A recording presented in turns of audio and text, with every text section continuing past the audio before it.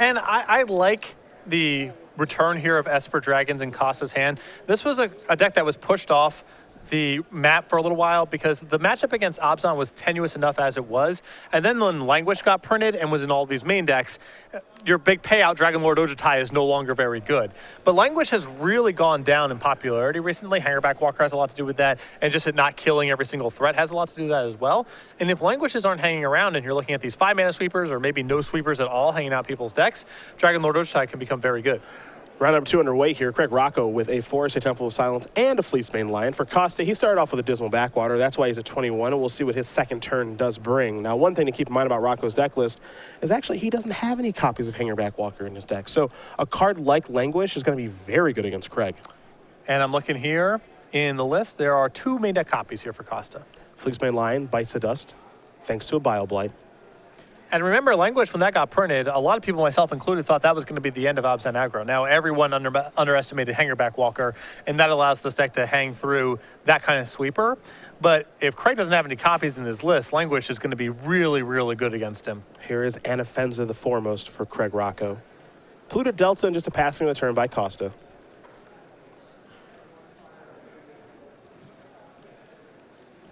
Let's see what Rocco can put together on this turn. He'll start with a Forest. As far as creatures concerned here in Craig's deck, he's got 4 Warden of the first tree, 4 Fleecebane Lion, 3 the Rakshasa Death Dealer, 2 Herald of Torment, 4 Anafenza the Foremost, and then 4 copies of the Mighty Siege Rhino.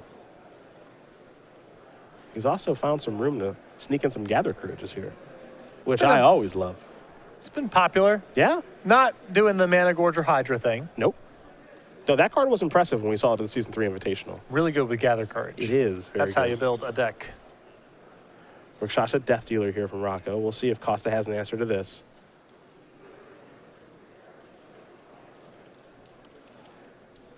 Looks like he does not, so that's going to resolve. Costa will sacrifice his blue to Delta. See what land Matt wants to dig out. He'll go with a basic island. I think Costa, with a variety of removal spells in his hand, just wants to make sure he's using his mana efficiently, not allowing Rocco to sneak through any large threat he can't beat, particularly Planeswalkers, something Costa has to be very mindful of. Just copy Hero's Downfall. That'll take care of Anafenza. Costa down to 14. I'll take a draw. Here's a Temple of Deceit. Top card looks like it's going to stay on top. And we're going to head back Rocco's way. The big question here is, does Matt have kind of the 1-2 punch with his deck? You know, a card like Foul-Tongue Invocation with a dragon in hand, Salumgar Scorn with a dragon in hand, stuff like that. I think Costa has all that set up. He's just willing to take some hits here to make sure that Rocco doesn't slip anything through the cracks. Death Dealer going to come across, looks like just for 2. Temple of Silence is the follow-up. That top card looks like it's going to stay on top. And now there is Foul-Tongue Invocation with a dragon reveal in Salumgar, the Drifting Death. Goodbye, Death Dealer. Matt Costa will gain 4 life. Back to Costa, we're going to go. And you can tell Costa lists with 3 main deck copies of Bile Blight, 2 main deck copies of Languish, 2 main deck copies of Salumgar, the Drifting Death. These are cards we've seen before in Esper Dragons, but they seem especially important now because they're all good against Hangerback Walker. Yep. Salumgar especially. Yes. Costa will scry here with Temple of Deceit. And for what it's worth, you can't come into a tournament nowadays, especially in this standard format, without answers for Hangerback Walker. You're going to play against that card 6, 7, 8 times if you're making a deep run. And the way that the control decks work now in Standard and have worked for a little while now, the answers are all out there for the different threats. You just need to have the right answers for the right threat cards. That's been the problem with Esper Dragons for a while, but because of Hangerback Walker, the metagame is narrowing down a little bit. There's some threats that are very, very good at fighting Hangerback Walker, and some that aren't. And anytime the metagame shrinks a little bit, decks like Esper get a lot better because you can tune your answer cards to the specific threats you're going to be playing against. Here's a Fleecebane Lion. For example, do you want Ultimate Price or Bile Blight? There was various points in the metagame where you wanted one and not the other in certain matchups, but it was a different answer in a different matchup. Now, we're very much in a Bile Blight metagame and not in an Ultimate Price metagame, and you see the list that Costa's playing here, 3 Bile Blights, no Ultimate Prices. So in a weird way, Hangerback Walker works in the favor of a deck like Esper Dragons because you really get to be precise with the cards you're playing in your main deck. Costa going to play a dig through time here. You know, with the addition of Languish to the metagame, Fleece main line certainly got a lot worse. At least people certainly felt that way. You have to imagine for Craig in this matchup, it is not going to be a great threat. Languish can take care of it. Foul Tongue Invocation can too. And of course, Salumgar can kind of brick wall it. So not a great card in the matchup for Craig. Bioblight as well. Yep. A lot of answers. Languish is what Costa has picked up here. One thing that Matt doesn't have is a land to play, but that means his hand is all spells. And Costa can be extremely patient here. Doesn't have to make any sort of move. Can use his life total as a resource. Very hard for Rocco to sneak something relevant through at this point because Costa has very good catch-all answers for essentially any spell at this point. Landmore Waste. We're going to see Costa probably play a Foul Tongue Invocation here. He'll reveal that Salumgar again. Going to take care of Fleece main Lion. Get himself 4 life as well.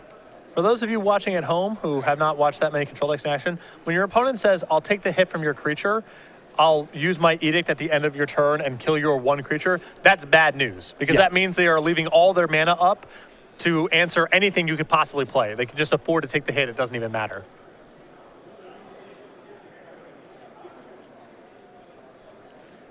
Rocco flooding out a little bit here. He's drawn 7 lands thus far in his Abzan aggro deck. Though for what it's worth, they do play 26.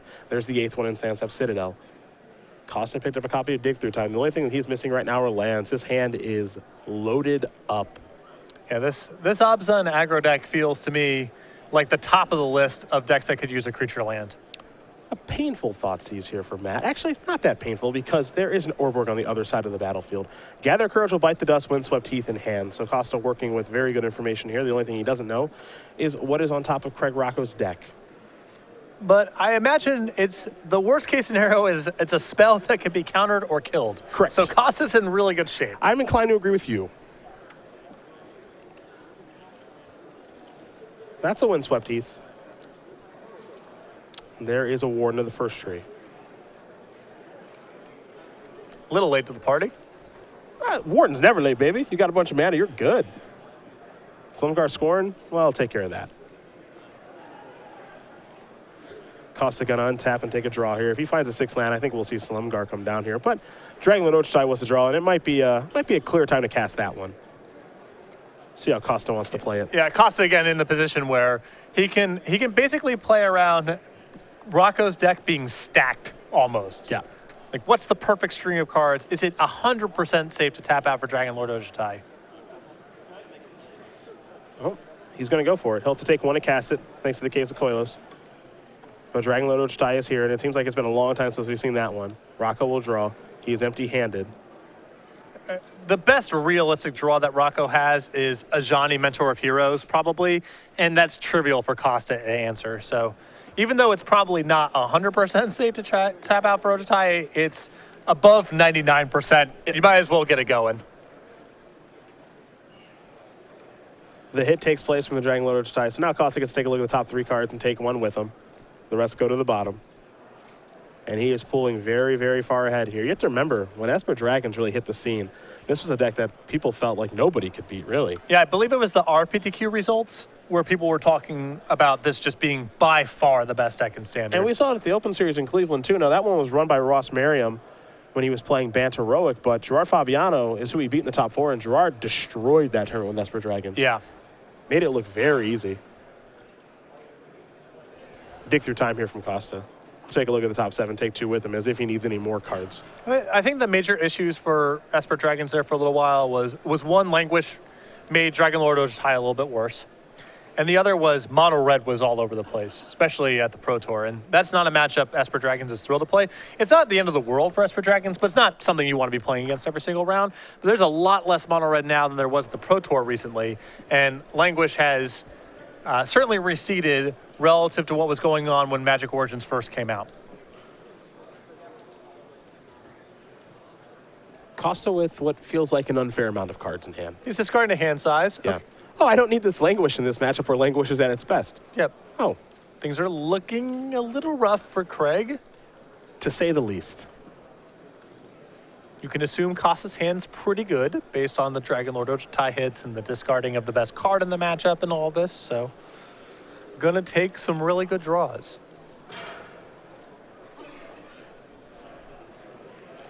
Craig with a lot of lands on the battlefield, 2 cards in hand. Living Death would be a good starting point, I think. He's going to try a Murderous Cut. See if Costa has an answer for that. Looks like he doesn't. He's got a Haven in his hand, so, you know, whatever. A roundabout answer. No rush. Well, there's absolutely no rush. Costa's got nowhere to be. Enjoying his time on camera here. 6 mana. Looks like it's time for that Salumgar now. The Drifting Death. Haven't seen a ton of that card recently. Or Dragon Lord Salumgar. The Salumgars have been pushed out of the format a little bit, but both of these versions are very powerful. I think Drifting Death is a very well-positioned card right now with Hangerback Walker all over the place. Prime for a comeback. Yeah. Pretty hard to argue. There's Haven of the Spirit Dragon. Rocco will just pass the turn back. Dig through time here from Costa yet again. He'll delve away the language. Doesn't need it. Take a look at the top 7. Of course, take 2 with him. And we have seen with Esper Dragons, even though it's been a little while, but we've seen with this deck, when it gets in positions like this, there's almost no coming back. No, there is not. And this is a deck that feels like it could definitely benefit from the beatdown decks of the format getting a lot slower. Yep. Which is a consequence of Hangerback Walker. Very hard to just curve out in the face of that card. It generates too much value. So people are going to these slow trumps. They're playing cards like Tragic Arrogance in their main deck to try to fight this card. And if people are doing stuff like that, Esper Dragons could be poised for a real resurgence. Seems like a good deck choice for the weekend. It's definitely a deck that a lot of people have forgotten about because it has not seen very much play. I know players are trying to make it so that these blue-based control decks will work. And it looks like Costa, at least for this game, has found a way to do that. Yep. Rocco going to take a look at what's been exiled and probably get a good look at the graveyard as well. There's a Quetzalcoatl, and he'll pass the turn back. Hoping that if he stares at his hand of cards hard enough, they will turn into different cards. That is not how that works. That still has not happened. Game 1 to Costa. Esper Dragons up a game here over Abzan Aggro. Matt Costa does win game number 1 over Craig Rocco. Rocco's going to have to go to the drawing board here, and we take a look at what he does have in the sideboard with a Glare of Heresy, 2 Duress, 2 Thoughtseize, a Bile Blight, a Self-Inflicted Wound, and Ultimate Price.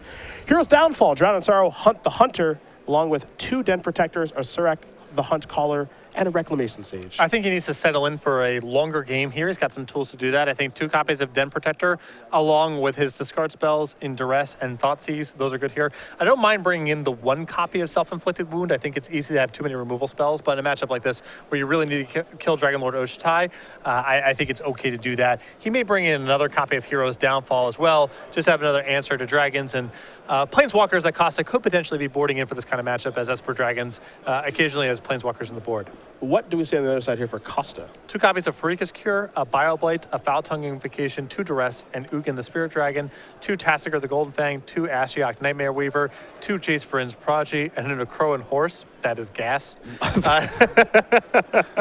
I like the extra copy of Bioblight and Foul Tongue Invocation in this matchup. I think the 1 copy of Ugin is a very good way of locking out the game. And I'm not a big fan of Tassiger because that's a pretty easy thing for Rocco to kill. There's a variety of removal spells that do it. But I do like Ashiok in this matchup. There's just a lot of very potent 3 mana creatures and 2 mana creatures for Costa to flip over. It's not that hard for Ashiok to generate card advantage and also require a lot of time and effort for Rocco to answer. Worst case scenario is that it trades with a downfall, and the best case scenario is that it runs away with the game. A fan of the horsey, huh? I mean, it's sweet that it's here. It is pretty sweet, actually. A Crown Horse, the flavor on that card's awesome. Oh, yeah. It's a great... I mean, if you're going to do a Greek mythology set, a reference to the Trojan horse. How can you not? Yep. The old 04. Perhaps we see it here. I'd be happy if we did. I don't know if it's for the matchup. But I don't... It does not seem great to me in this matchup. I think in pure control matchups, it's very good. Fair enough. Fair enough. We'll find out if Costa wants to bring it in as he does shuffle up here for game number 2, as does Craig Rocco. They'll be underway in just a moment here. We'll very quickly talk about the Season 4 schedule here on the Open Series. We were in Cincinnati last weekend where Todd Anderson hoisted his 6th Open Series trophy, his 23rd Open Series top 8s, both records here in the Open Series.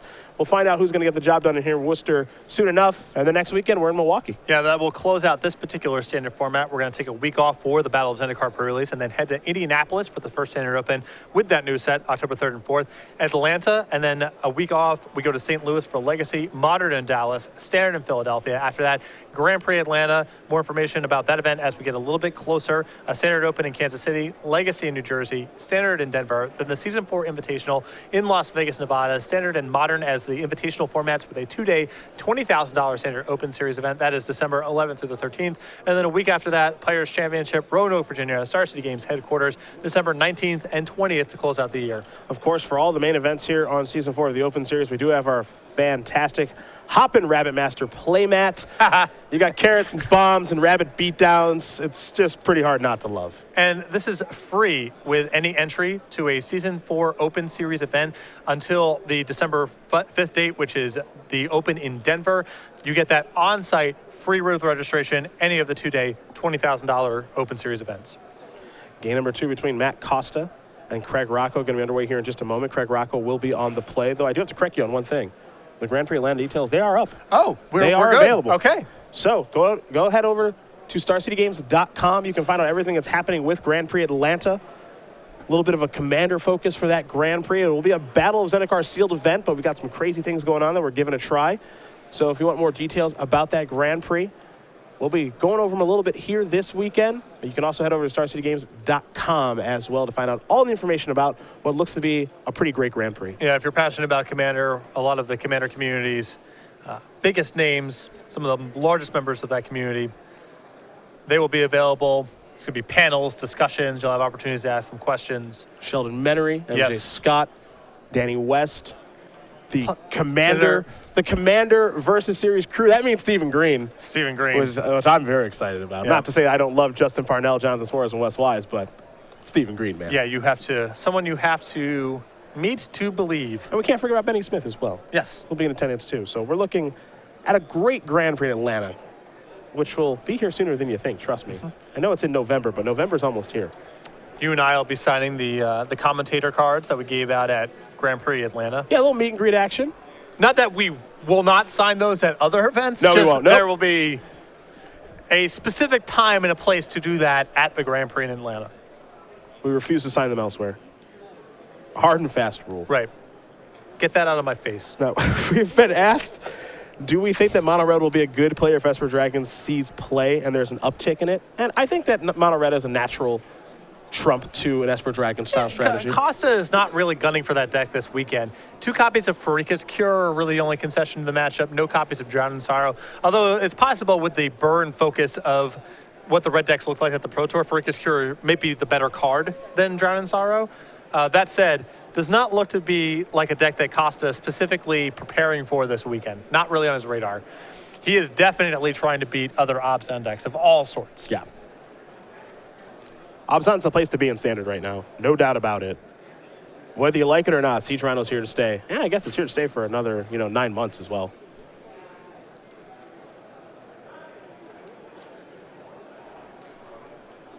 But Esper Dragons could be a way to go about beating that deck, and you can tell that Costa has certainly built his deck with that in mind. Obzon aggro or Obzon control. And Hangerback Walker in particular.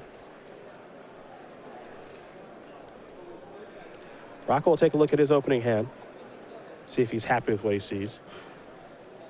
Looks like he is not. Costa looks like he is.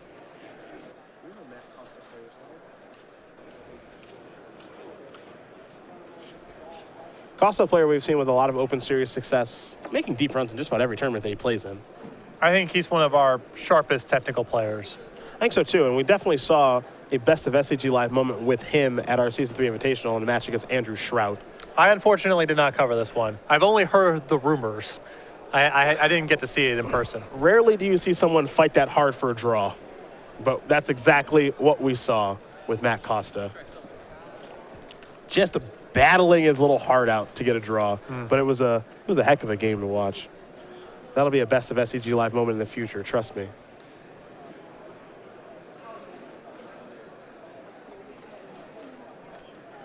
See if Rocco can find a better 6-card hand here. Well, it looks like he's going down to 5 cards, pardon me. Not a great start here for Craig. Game 1 certainly didn't go his way. I think these Obzon aggro decks also kind of get in trouble with some of the post-board games here where a curve of creatures is just not going to be good enough to beat a lot of Esper Dragons draws. But if your hands are overly disruptive and don't have any threats, then you're too slow to win the game as well. It's very hard to do the right balance of aggression and disruption. I think that Craig has the right mixture. I think 4 discard spells and a couple Dem Protectors is the right way to do it. Okay. But it's still hard to draw the right mixture. Manic Influence is where Craig Rocco is going to start. Costa, he'll scry a Temple of Enlightenment. Top card will go to the bottom. Game number 2 underway here. There is land number 2. It's a forest, but no 2-drop, oddly enough, from the Obzon aggro deck. No Fleecemane Lion, Death Dealer, even a Warden of the First Tree. So back to Rocco we go after Costa just plays a Polluted Delta. A Plains and a Passing of the turn yet again here for Craig Rocco. Well, at least he has lands to operate. That won't be a concern. The next question is, does he have spells? And then the question after that is, can he get any spell to resolve? Yep. Siege Rhino the draw. And now he's just stuck. Does have a copy of Self-Inflicted Wound in hand at this point. Well, it looks like his hand might be a little bit too reactive. We'll see, as Costa is going to sacrifice Polluted Delta. So Rocco's mulligan to 5, that's obviously no help here. But Self-Inflicted Wound is part of the problem I'm discussing. There's spots where that card looks really good. Costa taps out for Dragon Lord Ojitai, you already got a little bit of a board going. You kill the dragon, get some damage, you get to attack, everything's good. But if you draw a Self-Inflicted Wound in the initial stage of the game, that makes it more and more likely that your opening hand doesn't have enough pressure. And if Costa is able to make his land drops, then the Self-Inflicted Wound isn't going to save you at the end of the day. He's going to be able to beat you with a second dragon or just by dig through timing a bunch and beating you with the leftovers. So the Obzon aggro deck gets into awkward spots in this matchup post-board, trying to find that balance between aggression and disruption.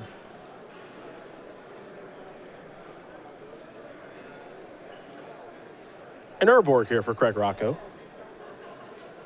And now I think we'll see our Siege Rhino. It looks like that's going to resolve.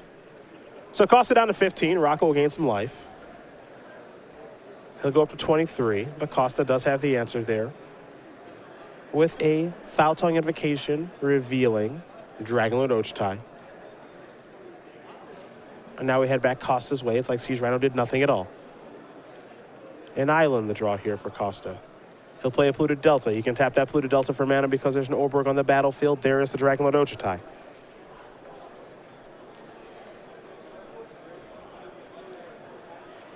However, we know that Craig Rocco does have a copy of Self-Inflicted Wound in hand, so shouldn't be that big of a problem. Yeah, good that he has the answer. Yep.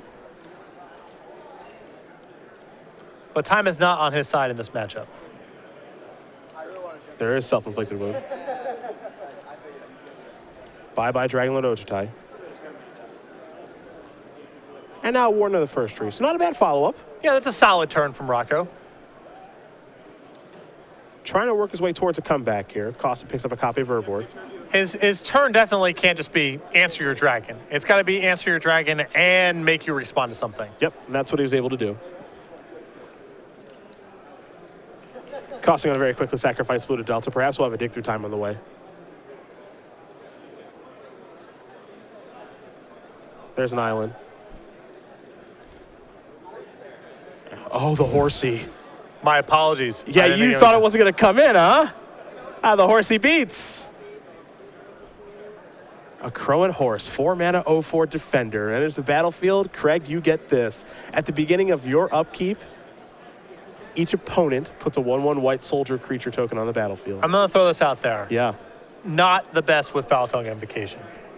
That's not ideally how you would draw it. Not how you would want to draw it up ideally. Okay, I can see that. I can see that. This is going to make attacking on the ground very, very hard for Rocco. 2 weeks left in the standard format. Got to find out if the horsey's good. It's at least fun. Got to find out if the horsey's good. Yeah, I did not think this was necessarily going to come in here because Rocco will probably have some creature removal in his deck that he's going to be hard pressed to use. And it's not great with Foul Tongue Invocation, which is one of Costa's better cards in the matchup. But I'm glad this is happening. And there's a Bile Blight in response to the activation. Able to cast Bile Blight off those 2 copies of Temple Enlightenment thanks to that Urborg. Sneaky. Yeah, very. Costa, all the angles. You think tapping that swamp was an accident? No, it's not. Did that on purpose. What's next here for Matt? I think he's going to go through time. He will take a look at the top 7, take 2 with him. I'm really excited about this because I have who knows how many Crow and horses. Oh, on my I see Magic where on this the- is going. Yep. Now the value goes up. Yeah. Now the value goes up. I mean, if this doubles in value, let's say hypothetically doubles in value, So up to 20 cents. way less than that. Okay, Up gotcha. to like 3. That could be literal dimes of equity that I pick up. Oof. You're a diamondaire. Yeah. Money poor, but play point rich. Jeez. The follow-up here for Costa. And now he's doing what it's called going wide. Yes. Here. Making a lot of soldier tokens off the horsey.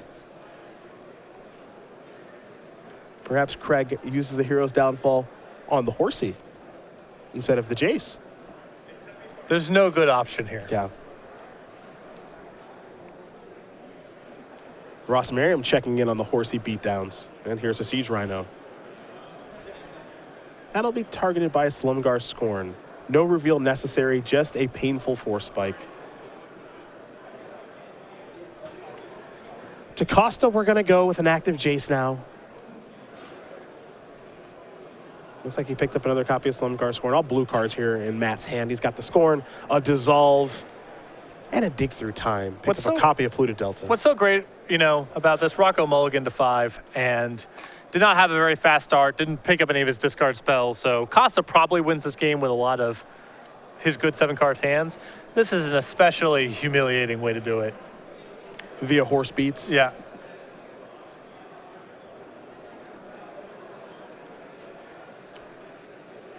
That's a windswept heath.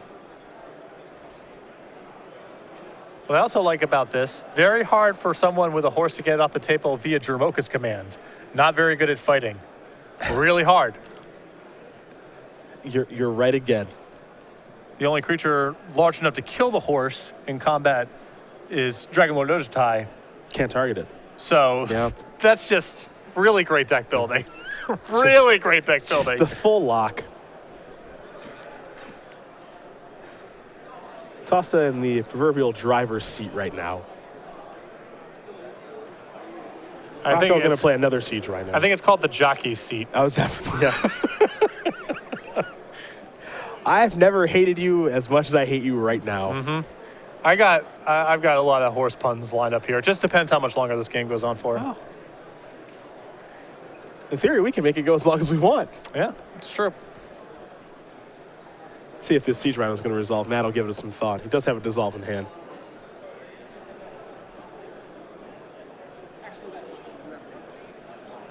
And I think Costa is trying to determine if this Siege Rhino is really worth a counterspell at this point. It sort of is, but Costa's also building up a board here that's going to be able to block the Siege Rhino, and Costa may feel like his counterspells just need to be held for things like Ajani or other Planeswalkers.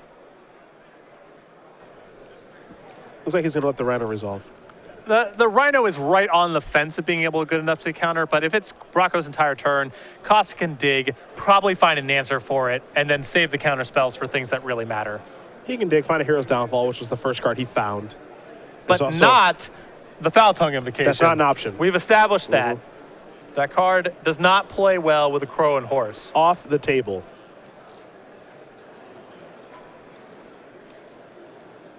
Off the stable. No. No. Please. No more. I am begging you.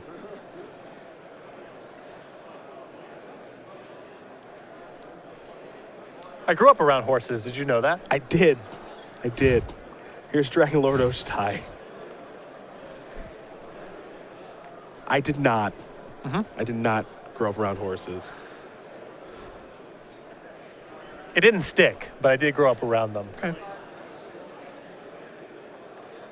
It's bringing back old memories here, the Acron horse. Getting thrown off, having a horse just take off. Well, Well, you can't control them. Almost getting kicked. Yeah. I think horses are probably friendly animals.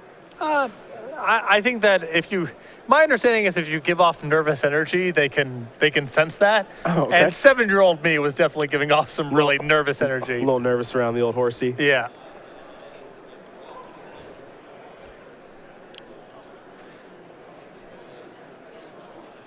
Craig Rocco with a Siege Rhino here. 6 lands. Unfortunately for him, a mulligan to 5 this game. Costa really starting to pull away here. Costa with those 4 soldier tokens out there from the Crone Horse. An active Jace with 3 cards in the graveyard and a freshly cast Dragonlord Ochitai. Yeah, he's really grabbed the reins of this game. You don't understand. I can do that. I can do this. I can do this forever. You better hope Costa wins this 2-0 real fast, because I have so many horse puns.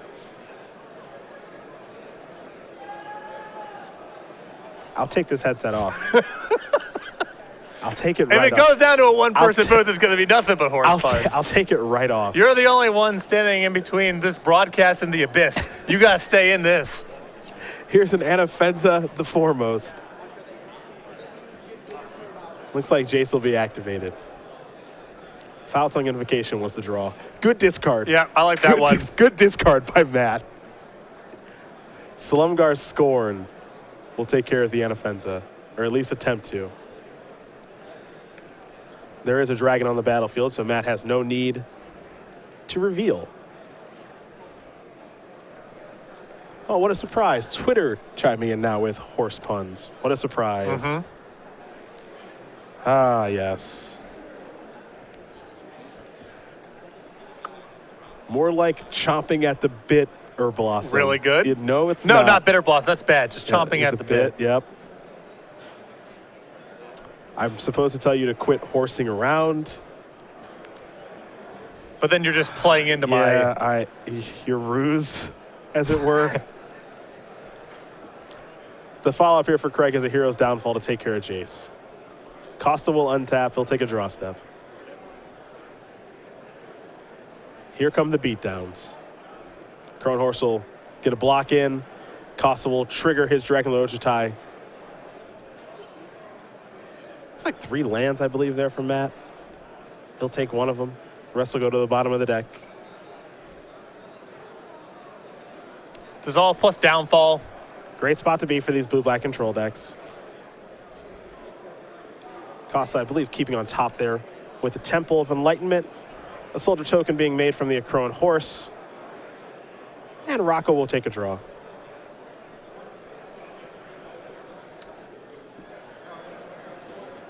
I mean, we've been, of course, having our fun with this, but a Crone Horse has been really good this game. It has actually been really good. I mean, I imagine Rocco has Death Dealers and Fleecemane Lions. They just don't matter at this point. Hero's Downfall will take care of the Rhino. And the follow-up here is a Thoughtseize. Costa will dissolve this because it's the only card that matters in his hand for the most part. No, he does have a Silumgar over there, so I do take that back. Does Rocco have a follow-up?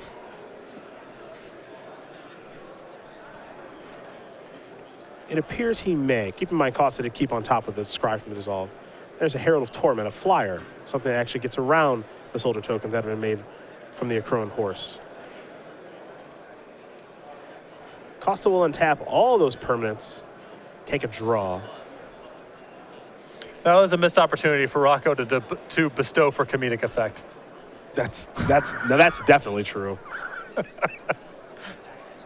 have some blockers here. Costa's going to lose a soldier token from the Herald of Torment block.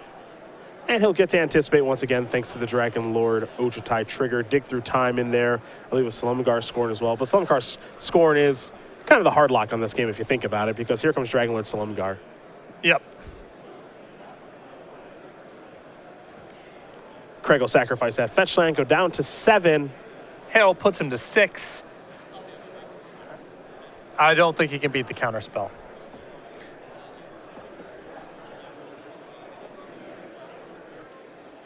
Apparently, Patrick. Oh, my goodness. Ooh, some more coming down the pipeline. Yeah. So I can't look at my phone during the round anymore because I dropped it in the bathroom a few weeks ago, and Okay. all the sounds came on, and I can't shut them off. So Nice. if people, text me or whatever, so I can't see these live anymore. I have to see them in between the rounds. But Cedric here, he gets to see them as they occur. I do. So apparently there's no reason to beat a dead horse, Patrick. That counts, I think, for a horse pun. If Craig bestowed the horse, would it transform into a crone Pegasus? Is actually a very valid question. Try it on Magic Online. Tell me what- maybe that's how that works. And it looks like they are both, oh boy, they are just jockeying for position Pretty good. I like that one. with Costa establishing Although I a already- furlong of a lead. No, that's great. The jockey pun, not great because I already made that one. You were second to market. But that other one, that's really good. Patrick approves of horse puns. Craig with a fresh draw step here. I'm not sure he's got a way out of this situation. He is doing quite a bit of math here. But I think if Herald's Tournament comes to the red zone, Costa's probably going to block pretty quickly. And with Costa having a copy of Slumgar's Scorn in hand, I don't think there's a way out of this for him.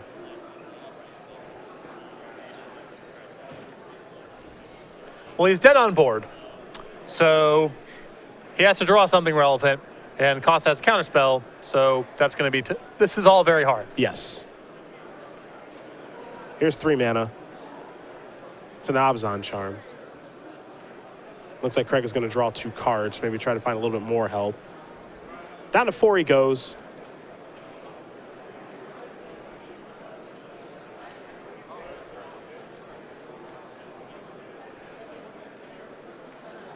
There's a Sansep Citadel.